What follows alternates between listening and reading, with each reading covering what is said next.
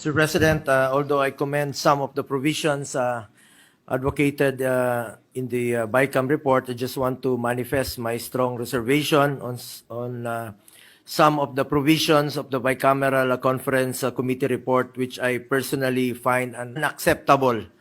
I did not also sign the BICAM report because details of the reconciled budget were not available earlier. This is also in line in support of the manifestation of Senator De La Rosa during the opening of the BICAM to give the members time to review prior to signing.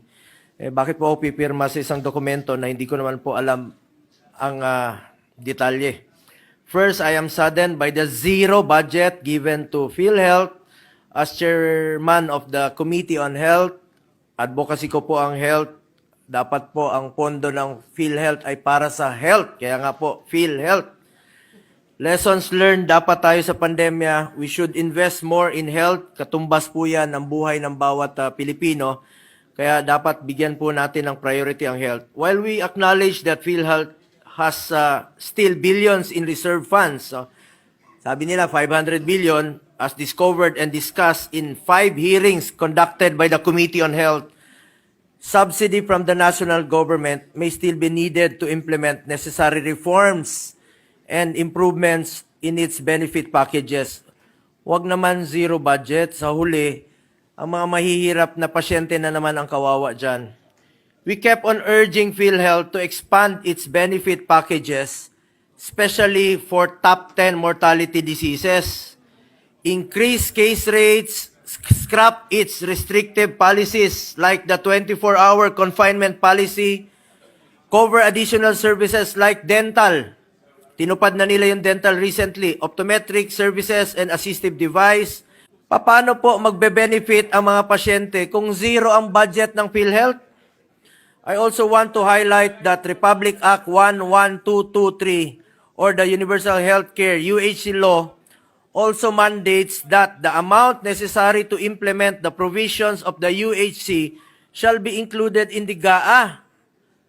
Ito po yung nakolekta noong 2023. Dapat po ay nakalaan po ito para sa 2025 and shall be appropriated under the DOH and the national government subsidy to PhilHealth. May pinanggalingan na po yan tulad ng sin tax collections na dapat ay para sa implementation po ng UHC. Nasa batas po yan. May earmarking po yan under Republic Act 11346 at Republic Act 11467 or the sin tax law. There is also a provision in the UHC Act that premium subsidy for indirect contributors shall be included annually in the General Appropriations Act. Bigyan sana natin ng maayos at sapat na budget ang PhilHealth at hikayatin ang PhilHealth na i-maximize ang paggamit ng kanilang pondo para sa kanilang mga health-related programs and services. At dapat sana kung ano ang budget na nawala sa PhilHealth, dapat sana ay mapunta sana sa health. Ang budget ng health dapat para sa health. Hindi ko alam kung saan napunta ang 74 billion na dapat sana para sa PhilHealth at para sa health. Kung may tinanggal na budget sa PhilHealth dahil kulang ang benepisyo na binibigay nito, dapat sa health programs din po ilagay ito.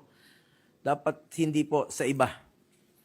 I also want to highlight the decrease in the budget of the AFP Modernization Program from the 50 billion approved in the Senate. Tinaasan natin dito sa Senado from the 40 billion approved in the House, naging 35 billion na lang po. As I manifested during the plenary deliberations, importante po ang modernization ng AFP para mapanatili ang kapayapaan at seguridad ng bansa.